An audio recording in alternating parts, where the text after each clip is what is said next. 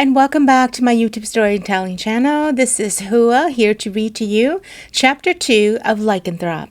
I hope that you enjoy the first chapter of Everett and Harlow. Sit back, relax, and enjoy. To be honest, I don't think about you.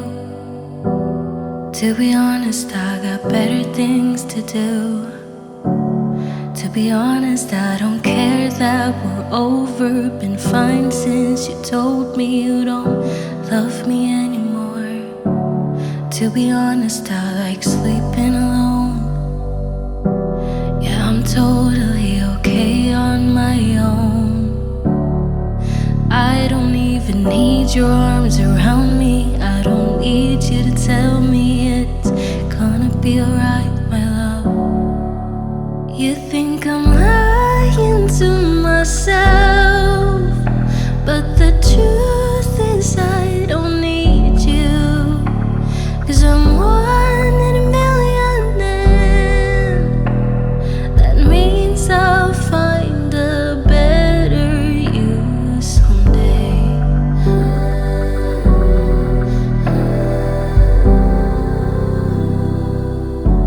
To be honest, Harlow. I am not going to call him. Camilla looked at me with a grin and poured sugar into the empty canister on the table. It was late at night, and we had just finished cleaning her cafe. She was refilling the sugar while I refilled the salt and pepper. Outside the windows, we could see the rush of the evening traffic hour begin to lighten. The sky was darkening, and it looked like it was going to rain. "Are you telling me or telling yourself?" she asked. "He's too bold for me." "Isn't that a good thing?" she asked as she screwed on the top and set the refilled bottle to the side. "Look, Harlow, all I know is that he came in here wanting to know you. Yeah, I didn't give his information to you because honestly it slipped my mind. Did you see how much control it took when Nick came in? Which, by the way, even he noticed that Nick had the hots for you." I pushed the refilled bottles aside and cleaned the table. "I don't know what you mean. Either you're blind or pretending, Harlow. Which is it?" I stopped and looked up at her. I let out a rough sigh and then dropped my hands. Okay, I admit, sometimes he does get on my nerves because he's stepping into territory he shouldn't. But we've known each other so long that I feel like he might just be, comfortable with me. Camilla leaned back in her chair and ran her hands through her hair. "Look, there's comfort between friends, you and me, okay? We're comfortable with each other. But I would never drink out of the same cup as you, and I would never become so jealous of another man hitting on you. Nick is just strange, and if he is not in love with you, then my name is not Camilla." I put my hands up. "Wait, how did it go from talking about Everett to Nick?" She took my hands. "It's time you figure things out for yourself. Time is not waiting, honey. Everett is a nice guy, so is Nick. Take your pick and figure out where you want to be. I don't like to see you struggle alone." I felt tears prick my eyes. Only you can make me feel this way, suddenly wanting to cry. She came around and hugged me. I felt a sudden urge to sob, and that's exactly what I did. She drew circles around my back and held me. "I know how you get, Harlow. You nick and pick at everything until you're exhausted, and then you just go to sleep carrying all that pain with you. Do you honestly think I don't know? One look at you and I can guess." I pulled away and wiped at my eyes. I wish I was stronger. "You are strong. For someone who has been through what you've been through, you're strong. I don't know if I'd ever survive living in foster homes like you did. Perhaps that's why the heavens made me forgive my parents and endure." I laughed. "Thank you, Camilla. You always know how to make me feel better. Do you want to get a drink? Let's get shit-faced tonight." We found ourselves at Lone Wolf, a new nightclub downtown nearby Camilla's cafe. It was busy since it was Friday night, and as we paid our cover fee, making our way to the bar, the music began to sink into my bones. I felt my heart jumping along with the beat. Camilla ordered 2 gin and tonic, and when the bartender placed it before us, he gave us a wink. She smiled at him and gave him some money, but he waved it away. "Aw, thanks, sweetheart," Camilla cried over the loud music. We took the drinks and made our way to the dance floor where we found 2 empty seats. There were 3 levels, and the very top had a glass walkway that was lit with a glow of yellow and green lights. The DJ was busy on the stage as people were dancing on the floor. There were 4 cages in each corner of the floor that people could rent in and dance. "This place is pretty cool," I said. I took a drink, and the alcohol hit me harder than expected. "This is strong." Camilla smiled. "Good." She downed her drink and stood up. "Let's go dance." "I'm a terrible dancer. You go, I'll watch you." She made a face and left me to the floor, where she blended into the crowd. I took a deep breath, feeling the alcohol sink into my gut, and I leaned back into the seat. I felt my body sink in behind me, and suddenly I began to feel very exhausted. There was a presence, and I turned to find the bartender walking toward me. He was smiling. His brown eyes were bright and full of excitement as he slid into the seat Camilla had sat in earlier. "Hey," he said as he ran a hand through his light hair. "Where's your friend?" I pointed to the floor. "She's having a ball." "And you? You don't dance?" Shaking my head, I replied, "No, I'm not that good." I felt my world spin, and I sat up, reaching for the table before me. I looked up at him. "You make one strong gin and tonic." Laughing, he replied, "Do I?" "Finish it. You'll feel even better." I somehow didn't like how he said that, and I turned to stand when he reached over. Grabbing my arm, he held me in place as he moved in close and lowered his lip to my cheek. I raised my hands to stop him, to push him away, when I realized I had no strength left in me. He smiled and took a nibble at my cheek, moaning in my ear. "Girl, when you walked in, I wanted you," he whispered. I shut my eyes, my world spinning, and I couldn't move. What did you do to me? Did you drug my drink?" Laughing, he leaned down and touched my arm, running his fingers down to my thighs. "You're so innocent. One sip and you're already gone. I'm gonna have so much fun with you tonight." "Camilla," I whispered as I turned my head to the dance floor, but my vision was fading, and all I saw was the glow of the yellow lights above me. I tried to move my mouth, but I found I'd gone stiff. "Oh no," I thought as the lights around me began to fade. No, no, no. Stay awake, Harlow." But I felt myself given to the drug, and sleep took over me. The last thing I saw was someone's shadow towering over me and a pair of dark eyes. The same dream came, torturing me as my body shut down on me. I couldn't run, and I was left in this dark hole where I was surrounded by strange insects with eyes that looked like human. Eerie sounds were all around me, and no matter how I tried to run, my arms and legs were numb, completely unmoving. But I heard the same growling that had always been around me, and a hot heat began spreading from within my soul. And I opened my eyes and screamed, where I found myself on a bed in a strange room. It looked like a guest bedroom with white sheer curtains, with a desk filled with a bouquet of white flowers. A small lamp was stationed before me with some notepads and pens. To the left was a large dresser with double doors, and a bathroom door was left wide open. My throat felt on fire, and I was still spinning as I tried to remember what had happened last night. The drink I had taken. Where was I? And then I suddenly remembered about Camilla. "Camilla!" I shouted. The door to the room opened, and strolled in not Camilla, but Everett. He wore all black and held a cup of coffee in his hand. His hair was wet from a shower, it seemed, as his gaze never left mine. He walked to where I sat and placed the cup down before me on the nightstand. And then he straightened and crossed his arms, his handsome face judging me as it would appear. "Everett," I whispered. Smiling, he replied, "Nice to know you remember my name." I frowned and shut my eyes for a moment, and then I opened them and took a deep breath. "Where am I? And where is Camilla?"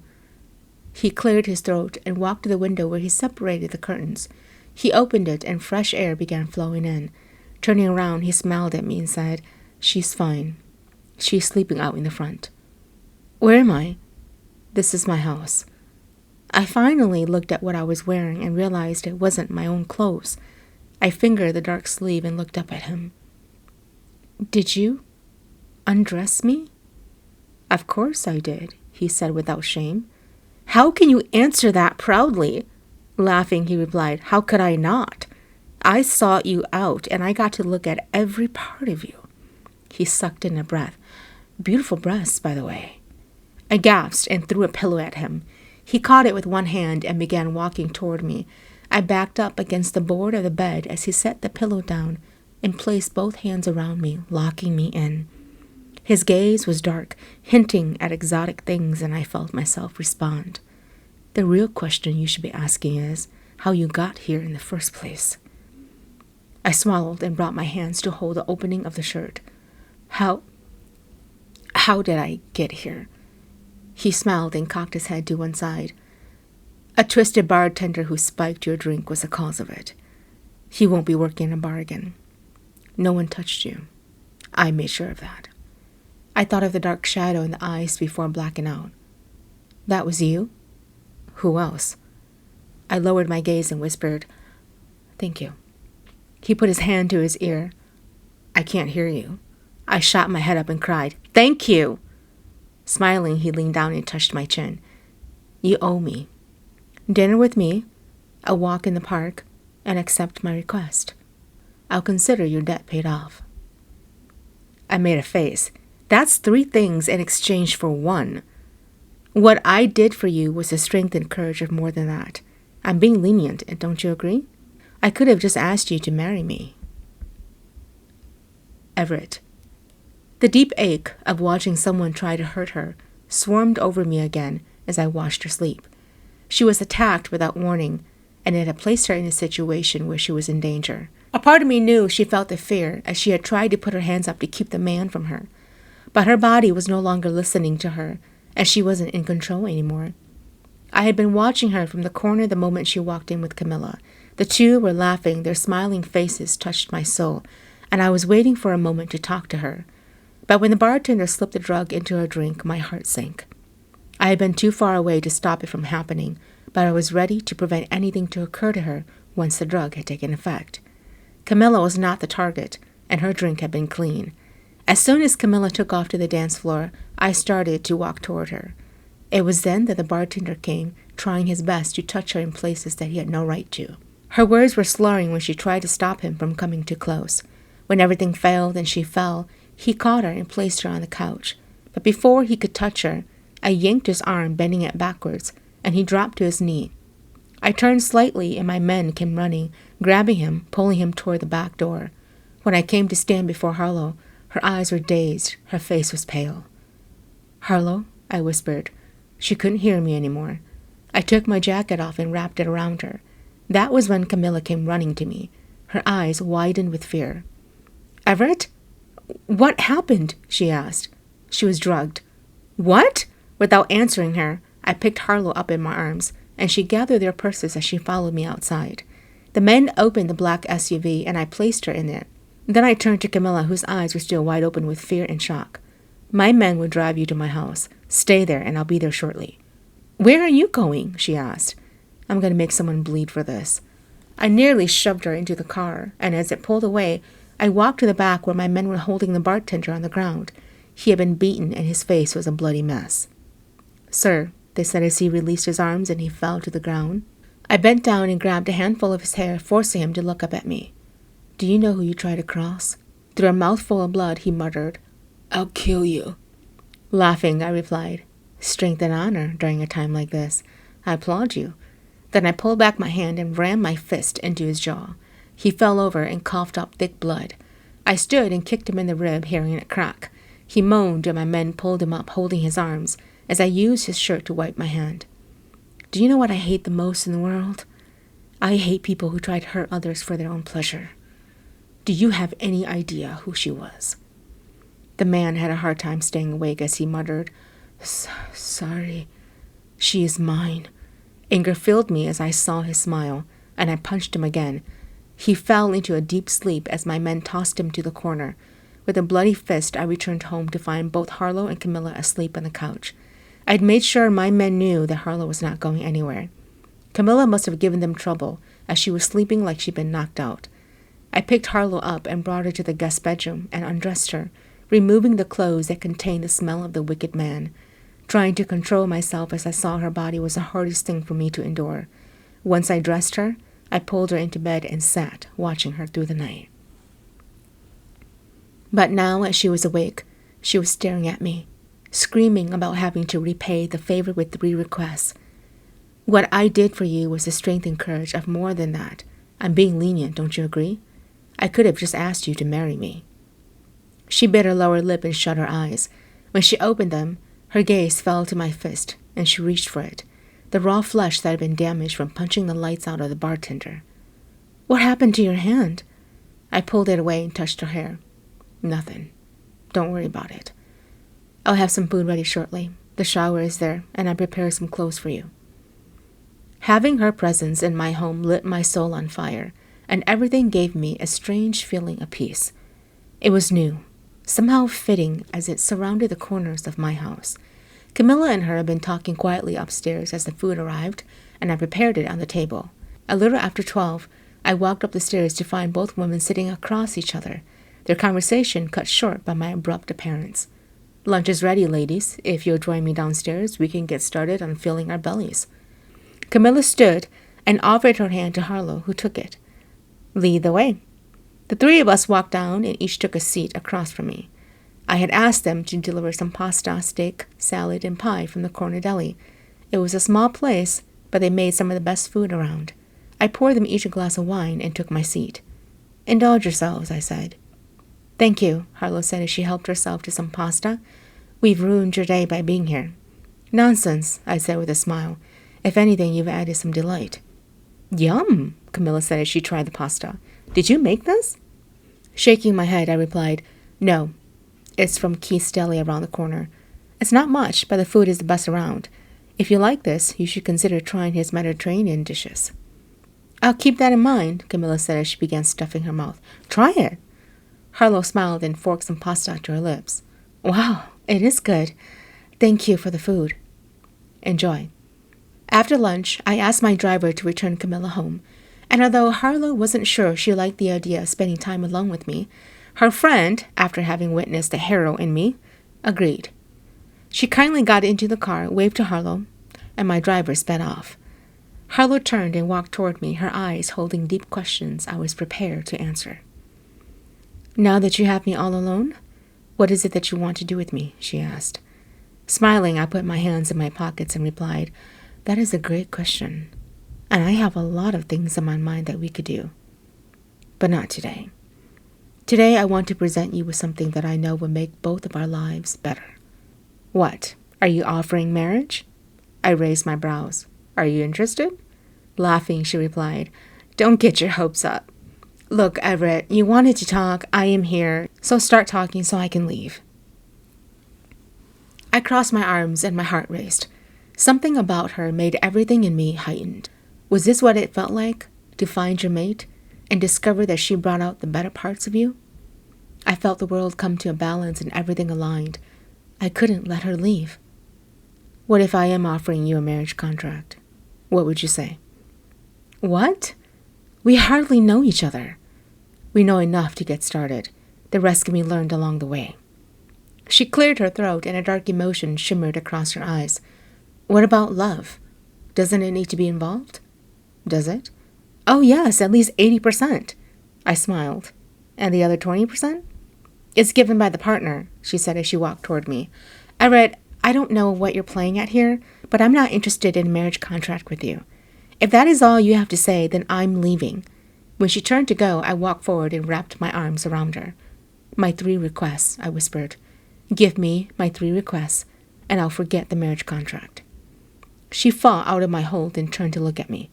What are you playing at here? One of your demands was for me to accept your request, and if it includes marriage, then no, I'm not going to. This isn't the old age anymore where marriage can be arranged. I have a choice in my matter of who I spend the rest of my life with, and it's clearly not going to be you.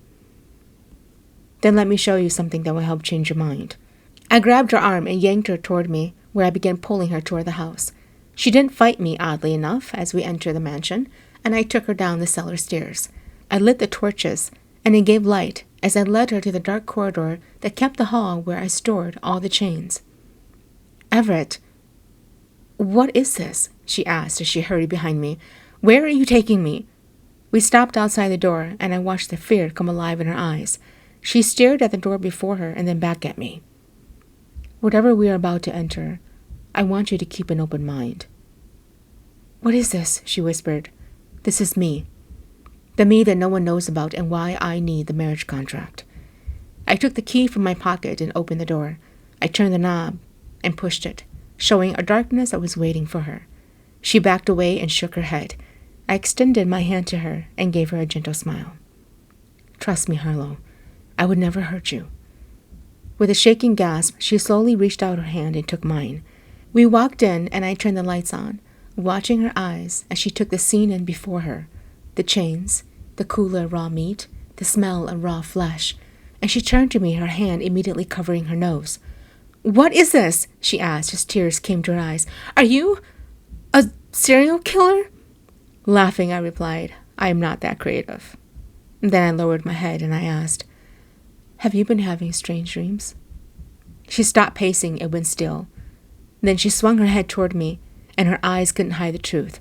She started shaking as she reached out to the table to control herself. I watched as the tears overfilled and streamed down her face. Walking toward her with slow paces, I saw her shoulders begin to heave. She was responding, and I wasn't imagining things. Tell me your dreams, Harlow. Tell me what you see at night when you close your eyes, I whispered. I reached her and pulled her into my arms, diving my nose into her hair, inhaling. She sucked in a breath and turned away from me, pushing me, but I kept my arms around her. Don't push me away, Harlow. Tell me what you've been dreaming about. She half moaned, half sobbed, and replied, A pair of eyes. I reached over and flicked the light switch off. Open your eyes and look at me. I knew what mine looked like in the dark, and when I heard the gasp from her, I knew she'd seen the truth. What she was seeing in her dreams was exactly my eyes, and her breathing made everything in me come alive. I switched the light back on, and I watched as her eyes danced back and forth at me, and then she moved away, her breath uneven, as she reached for the wall for support. It was you in my dreams, she whispered. What are you? I'm everything you want and more, I whispered as I walked toward her. But I need something from you, and once I have it, I'll explain everything about what is going to happen between us. Do you trust me? She shook her head, her face losing color as she turned away from me. I just wanted a good man in my life. Why am I being punished? You're not. She swiftly turned to me and shouted, Am I not? What are you, then? I took that moment to swiftly move toward her and caught her in my arms. She gasped and put up her hands against my chest to stop me. Everett, stop, let me go. I won't hurt you, Harlow. I could never hurt my mate. She frowned, and I lowered myself to her neck, pushing her hair out of the way. Trust me, and I sank my fangs into her skin. Harlow. The memories that poured into me made my eyes fill up with tears as I felt the pain expand all across my chest. It was warm where he was biting me, and I felt myself begin to shake. What was going on? Why did this feel right? I shut my eyes, and the images that flowed into my mind was of him, his life, his torture, his parents, his world.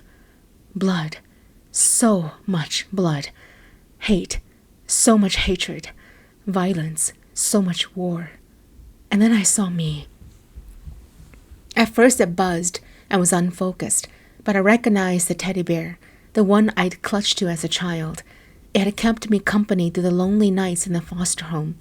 It was like watching a film about my life from the world of another's eyes, and I felt the exhaustion fill me. I felt the deep sadness fill me, and I began to sob, letting go and leaning onto him for full support. He'd seen it all. He'd been there all along, knowing everything about me. Everett, I whispered, stop, no more, and everything went black. The wind was calm, and I was on top of a mountain wearing all red, a strange ancient outfit that seemed to fit me like a glove. The world was in a strange peace, and so was I. I heard something move behind me, and I turned, finding a beautiful woman approach me. Her beauty was unmatched, and she had this unique charm about her as she smiled at me. And then she held out her hands, reassuring me that I was okay to accept her. When I reached out to hold her hands, I suddenly felt very sad as I was pulled to her. I felt a new light unraveling inside me. "Who are you?" I asked. "You and I would have been best friends," she said as she looked me up and down. "My Everett sure knows how to pick them. You are certainly a magical power of beauty that cures the soul." "You're too kind. You're too modest." Then she lowered her eyes, and I saw a mole on her left lid. When she looked back up at me, she pinched my cheek lightly. "Don't be afraid. Just let Everett lead the way." I gasped and woke up to the sight of Everett watching me sleep. His elbows were leaning on his knees with his hands clasped under his chin, and his eyes were dark and moody. I sat up and slid my feet down on the ground, feeling embarrassed at how unkempt I was at the moment. "You're okay," he said. "What happened? What do you remember?" I thought for a moment and then replied, "Just now I dreamt of a woman. I don't know her name, but she had a mole on her left eyelid." Smiling, he replied, "That was my mother." I couldn't hide the shock. "What? Tell me." "What do you remember?" I reached up suddenly to touch my neck where I remembered his fangs going into my flesh. There I felt 2 small incisions, and they were painful to touch. "You bit me." "I branded you. I saw your memories. I saw your dreams. They are exactly what I thought it was." "What is really going on here?" He moved toward me, his eyes never leaving mine. I felt a surge of energy enter me, and he took my hands, pulling me toward him. Once I was on my feet, looking into his eyes, I noticed that he held a hunger that swam around in his irises. "I've been looking for my true mate for so long, and I have found no one, until you came along. I knew your scent before I knew who you were, and that was how I found you. And that was how I followed you to the bar. One thing you must understand about me is that I'm not just human. I'm another level of life. When I find the person who belongs with me, she becomes as immortal as I am once we consummate our union. I know that you don't understand much of what is going on, but I need something from you, and it is to protect the greater good of mankind. Without us together, our world will become a target."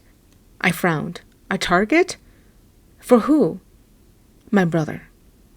"Your brother? I don't understand. Are you saying you're not human?" His eyes suddenly shifted, and I saw it glow immediately. I pulled my hands back and stumbled away from him. "No, you stay away from me." "Harlow," he said, "I'm not going to hurt you. You can chain me up if you feel you need to."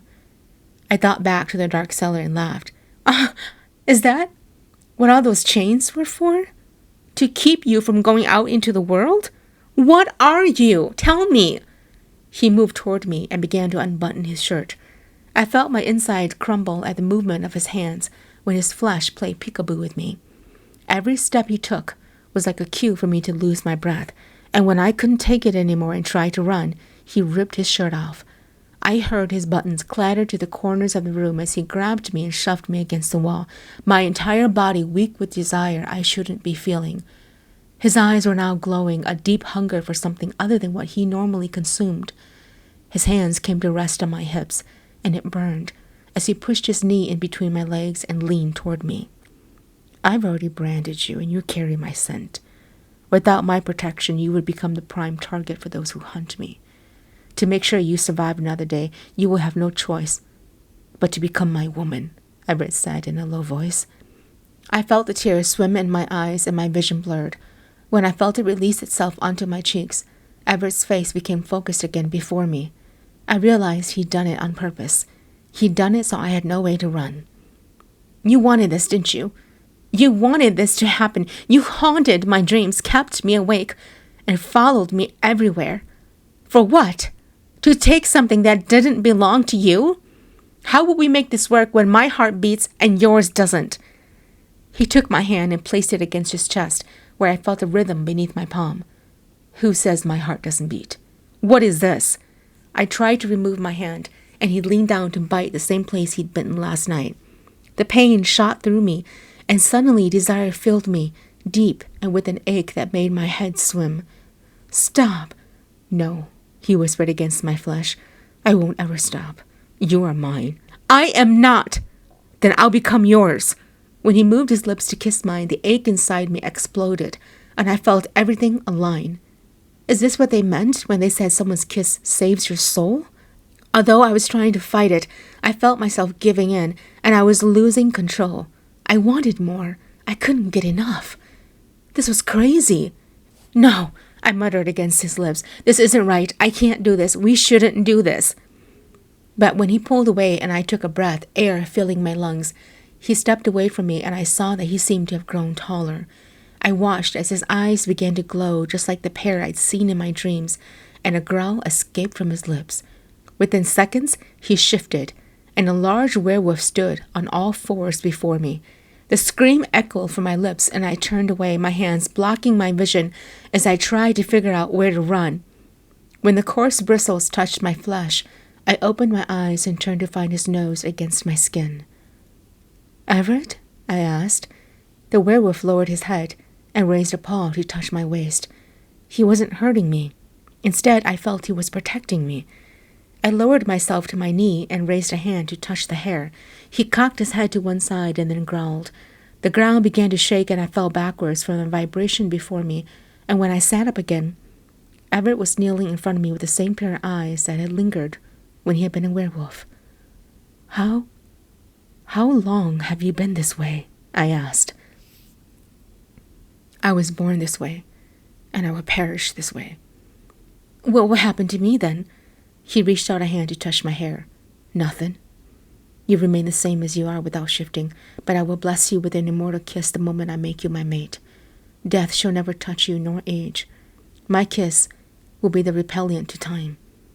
I wrapped my arms around myself, afraid of what would happen. I can't do this with you, Everett. I can't just become your mate without knowing your history. You hardly know me." He took my hand and held it. "I know enough. And what I know is what I need. Trust me, without you, I can't rise to be the alpha male in the family. I need to protect the community now, and without a mate, I can't be named leader." I frowned. "None of this makes any sense. Why must you be a leader?" His eyes glowed, and he leaned closer to me. "My brother went rogue a few years ago and began feeding on human flesh. He's returned, and he will create havoc on Earth. If I don't stop him, he will destroy mankind. He's already been trying to lure you in dreams, Harlow. I can't allow that to happen. The only way for you to be safe is to become my woman, and for me to be named leader is for you to accept me. The two are combined. It goes hand in hand, and I need you to trust me." "What do I have to give up? Do I have to die?" He laughed and touched my cheek. "No, silly dove. You don't need to die. In fact, you need to live."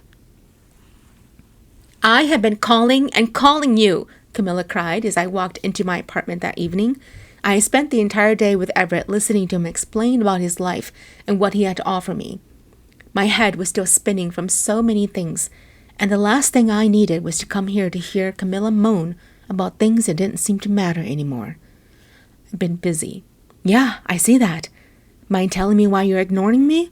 What did he say to you anyways? You look different." Then she gasped and reached for my neck. "Is that a love bite?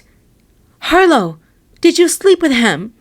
I backed away and cleared my throat, moving my hair to hide the bite left behind by Everett. "So what if I did? Do I ask you about who you sleep with? I'm different, okay? I'm toxic. You're innocent, babe. What happened? Are you going to tell me, or do I need to go over there and kick down Everett's door?" I shoved my hands through my hair and sat down on the couch. "Look, Camilla, things are not as easy as it seems. All I know is right now I need protection, and the only person who can keep me safe is Everett. So yeah, I'm sticking with him." "I can keep you safe? Like you did at the bar the other night?" I asked as her face paled. I suddenly felt guilty and I shook my head. "I'm sorry. I didn't mean that." "Yes, you did. And it's fine because it's true. I was a sorry-ass friend. I took you to a place where you were drugged, and it left us both in a bad situation. I'm sorry, and I'm glad Everett was there to help out. But come on," she cried as she came to sit down next to me. "You've been selective of all men in your life. I don't want to see someone hurt you, much less break you, when you've not had a chance to even experience love. Although Everett is hot to gawk at, he's got something dark beneath him that makes me tremble." I smiled. "If only you knew." Thank you for tuning in. Chapter 3 will be out shortly. To be honest, I don't think about you. To be honest, I got better things to do. To be honest, I don't care that we're over. Been fine since you told me you don't love me anymore. To be honest, I like sleeping alone. Yeah, I'm totally okay on my own. I don't even need your arms around me. I don't need you to tell me it's gonna be alright, my love. You think I'm lying to myself, but the truth is I don't need you. 'Cause I'm one in a million, and that means I'll find a better you someday.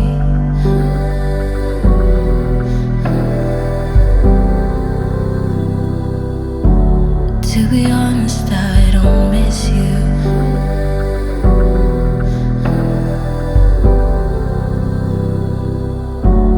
To be honest, I don't think about her. Your new girlfriend, now she's your whole world. I don't mind you posting pictures. I could watch those photos 10 times. I swear I feel nothing at all. You think I'm lying to myself,